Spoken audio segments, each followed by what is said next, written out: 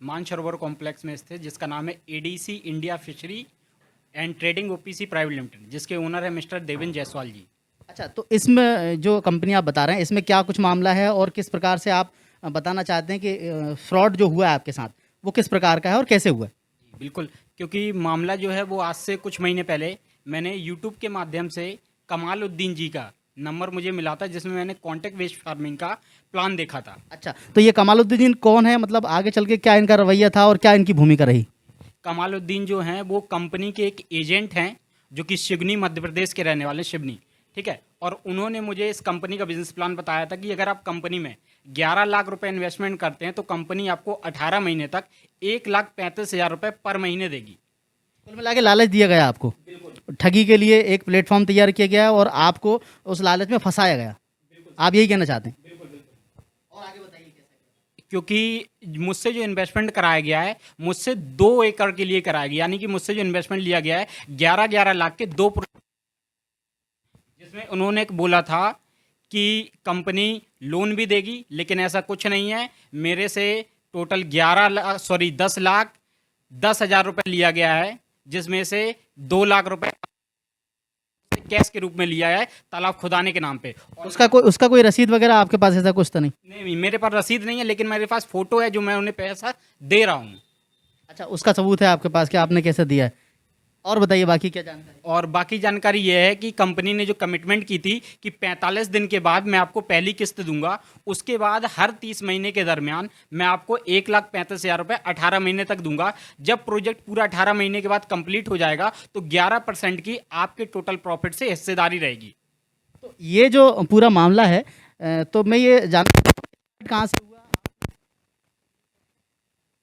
क्योंकि जो मामला है एक्चुअली, एक यूट्यूब पे मैं सर्च कर रहा था फिश फार्मिंग को लेके, तो उसमें मुझे एक नंबर मिला कॉन्टेक्ट फिश फार्मिंग के रूप में, जो कि नंबर था कमालुद्दीन जी का, जिनसे मेरी बात हुई। बात होने के बाद एक मीटिंग हुई फेस टू फेस आगरा के अंदर। मेरी मीटिंग होने के बाद उन्होंने मुझे भोपाल बुलाया कि आप आ जाइए भोपाल, कंपनी में सारा प्रोसेस देख लीजिए, पैसा जमा कर दी। अच्छा, भोपाल में कहाँ बुलाया और कहाँ इनका ऑफिस है? भोपाल में पहले इन्होंने मुझे होटल बताया, होटल में रुकाया। होटल में रुकाने के बाद इन्होंने मेरे मेरे सारे डॉक्यूमेंटेशन ले लिए, ठीक है। लेने के बाद मुझे फिर ऑफिस लेके गए। ऑफिस जो है वो है मानसरोवर कॉम्प्लेक्स पे 3rd फ्लोर पे। डबल ADFC निधि इनकी कहते हैं कि ये खुद की बैंक है। भोपाल हबीबगंज स्टेशन के पास, जैसा आप मैं समझ पा रहा हूँ। भोपाल हबीबगंज स्टेशन के सामने, फ्रंट पे।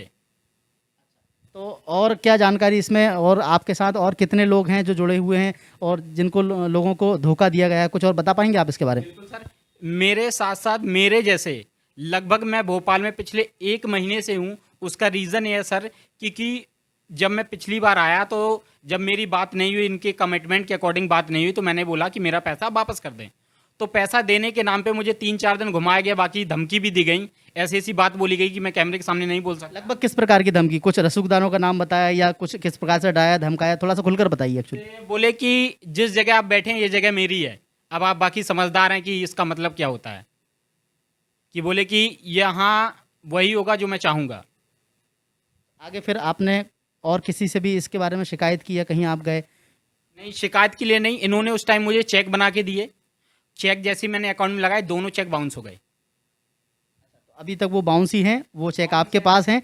आपको एक बड़ी ठगी का शिकार किया गया कुल मिला के। सर ये ठगी लाखों की नहीं, ये ठगी करीब करीब 100 से 120 करोड़ रुपए की ठगी है, जिसमें मेरे जैसे यूपी के, MP के, छत्तीसगढ़ के, महाराष्ट्र के, राजस्थान के कुल मिला के 1500 से लेके 1700 किसान इस ठगी का शिकार हुए हैं। उन्हें सिर्फ देवेंद्र जायसवाल जी सिर्फ आश्वासन दे रहे हैं कि आपका पैसा वापस किया जाएगा, लेकिन पैसा अभी तक वापस नहीं है। इनकी जो कमिटमेंट है हर बार फेल हो रही है। मुझसे पर डे यही बोला जाता है कि कल आपके अकाउंट में पैसा पहुंच जाएगा, लेकिन ना ही कल कभी हुआ है और ना ही इनका मुझे लगता है कल कभी होगा। मैं मान के चलिए सर कि इतना ज़्यादा फ्रस्ट्रेटेड हूँ। जो मैंने पैसा उठा के दिया है वो 3% मंथली ब्याज पे है। ये बात देवेंद्र जायसवाल जी को और कमालुद्दीन जी को बखूबी पता है। मैंने ये बात बताई थी, कमालुद्दीन जी बोले पैसा ले लो आप, कोई दिक्कत नहीं, मेरी पूरी जिम्मेदारी है, ये बोल के मैंने कंपनी पैसा लगाया है। और आज का दिन है, उस बंदा ना ही मुझसे मिल रहा, ना ही मेरे नंबर पे कॉल लग रही, उसके नंबर पे मेरी कॉल नंबर ब्लैक लिस्ट पे है, व्हाट्सएप से ब्लॉक कर रखा, कोई अता पता नहीं है। बस आपको पूरी दुनिया देख रही है, आपको पूरी दुनिया देख रही है, तो आप और किसानों को किस प्रकार का मैसेज देना चाहते हैं ताकि इस प्रकार की ठगी से आगे जाकर वो सावधान रहें और उसका शिकार ना हो पाए? मैं बस यही कहना चाहता हूँ कि जो मेरे साथ हुआ है, ऐसी किसी कंपनी के जरिए आपके साथ भी हादसा हो सकता है। तो जो भी करें बढ़िया से देख के समझ के करें। अगर फिश फार्मिंग का बिजनेस अगर आपको करना है तो अपनी ज़मीन पे ही करना है, अपना पैसा लगा के ही करना है, तो स्वयं करें। लॉस प्रॉफिट दोनों आपका ही हो, क्योंकि बिजनेस का असूल है लॉस भी आपका प्रॉफिट भी आपका। जहाँ अगर आपको फिक्स रिटर्न मिल रहा है वो एक स्कैम ही हो सकता है।